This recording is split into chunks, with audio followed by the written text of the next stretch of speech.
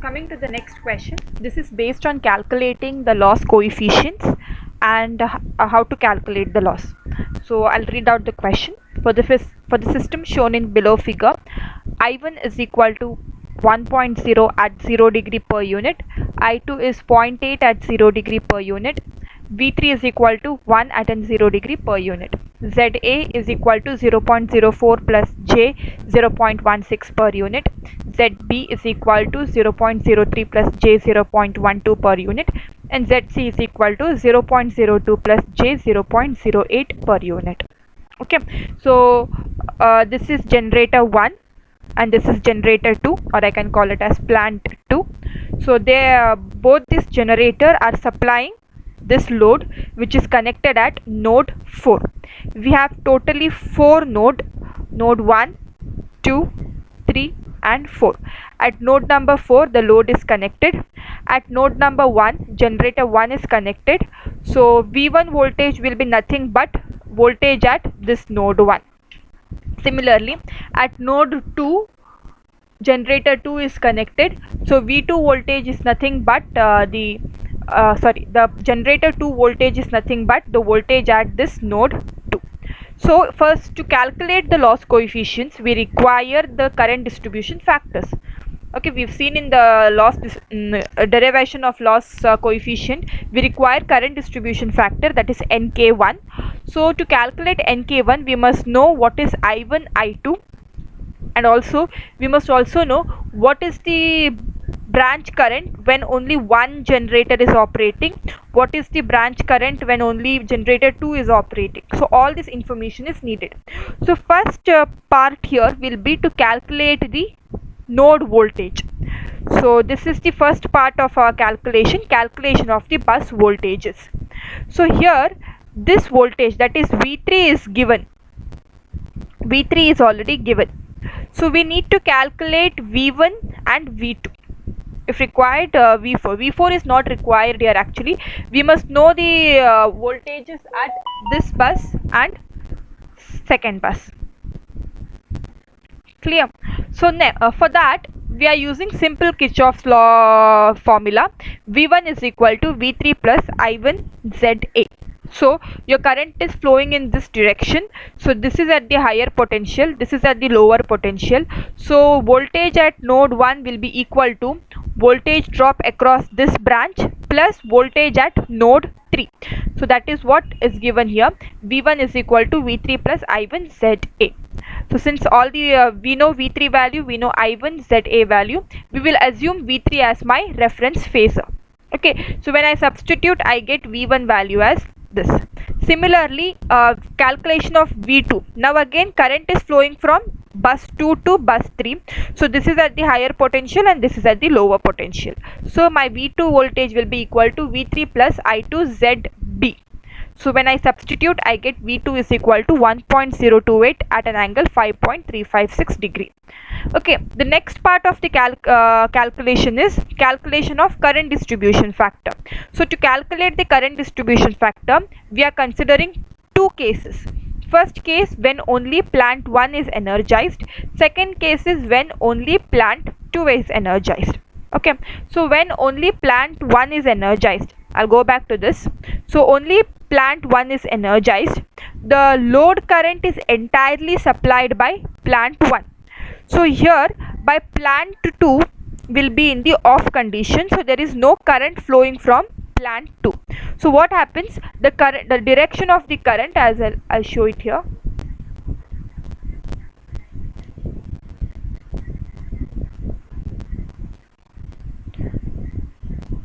So my direction of current is in this direction when only plant 1 is energized, or only when plant 1 is operating, with plant 2 is in the off condition. So the current will flow only in this direction. So my I2 current will be equal to 0. So this is equal to 0. And the IL current, if I take it as load current, the load current is entirely supplied by plant 1. So based on this observation I can write the current in branch A, that is IA1. IA1 is nothing but the current in branch A when only plant 1 is energized. So IA1 is nothing but IL. So here I can see this is the flow of current. So there is no current flowing from here. So current in branch C is nothing but current in branch A. Current in branch A. So I can say IL current is equal to IA1. So IL is equal to IA1, and my current distribution factor, that is NA1, is equal to IA1 plus IL. This is the definition of current distribution factor of branch A when only plant 1 is energized. So when I substitute the value of IA1 equal to IL, I get NA1 is equal to 1, which means that the entire load current is carried by only branch A. Okay, the 100% of load current is carried by branch A. Okay, coming to branch B, since this is not energized, there is no current flowing here, so I2 current is 0. So when I calculate my current distribution factor, I get it around 0, which means that the branch B is not contributing to any kind of load current. Coming to branch C, so branch C again will carry the entire load current. So branch C, IC1 will be equal to IL, so NC1 will be equal to 1. So this is how we will calculate the current distribution factor when only plant 1 is energized. Similarly, we'll calculate the current distribution factor when only plant 2 is energized. In that case,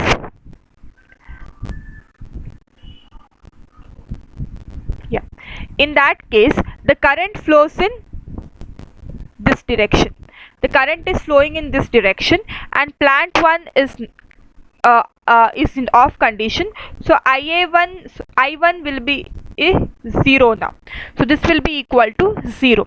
So I2 will carry the entire load current. Fine. So similar when we calculate the NA2, NB2, NC2, this is nothing but current distribution factor of each branch. We have 3 branches, A, B, C branches, when only plant 2 is energized. So I get this corresponding current distribution factors. So once we have calculated the current distribution factors, the next part is calculation of loss coefficient. So calculation of loss coefficient is the next part. So coming to this is the equation for loss coefficient factors when 3 branches are connected. So this is nothing but 1 divided by B11. When we are calculating B11, 1 divided by V1 square cos square phi 1, NA1 square RA plus NB1 square RB plus NC1 square RC.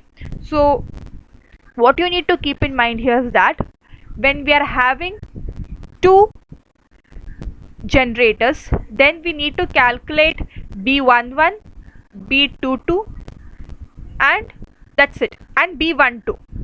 Fine.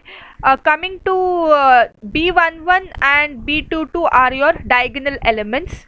Okay, and B12 will be equal to B21. So B12 will be equal to B21. So if I consider a matrix here, so these two are this is B11. So when I consider the matrix, so this element, the first element is nothing but B11, the fourth element is nothing but B22. So B12 is nothing but these 2 elements. So always B12 will be equal to B21. Okay, so for 2 generator system, we need to calculate these 3 parameters. So B11 will be nothing but loss coefficient corresponding to generator 1. So we will have 1 divided by V1 square cos square phi 1, where V1 square is the terminal voltage of generator 1, which is nothing but bus 1 voltage, because the generator 1 is directly connected to the bus 1 voltage. So bus 1 voltage will be nothing but the terminal voltage of generator 1 into cos square phi 1, the power factor of generator 1, which we get using the angle between V1 and I1. So V1 we have around angle is 8.746 degree and I1 angle is around 0 degree. So when you take difference of it, we get cos phi 1 is equal to 8.746 degrees. Okay, when I substitute here, then this is the value of B11 I get, that is 0.0555. Similarly, B22 is corresponding to generator 2. So V2 square, V2 is nothing but the terminal of generator 2, which is nothing but bus 2 voltage, cos square phi 2, where phi 2 is the angle between V2 and I2, which I get around 5.356 degrees. Okay, and then this is the expression. So when I substitute, I get B22 is equal to 0.0188. And next is the calculation of B12. Okay, this is the loss coefficient corresponding to both the generators. So 1 divided by V1 V2 cos phi 1 cos phi 2, Na1 Na2 Ra, Nb2 Nb1 Nb2 Rb plus Nc1 Nc2 Rc. So here these number of terminals, number of terms depends on the number of branches. So we have A, B, C, 3 branches. So when I substitute, I get around 0.0477. Okay, so once we have calculated this, now we need to calculate the power output. Okay, so here the power output is not given. You can see that we don't have power output.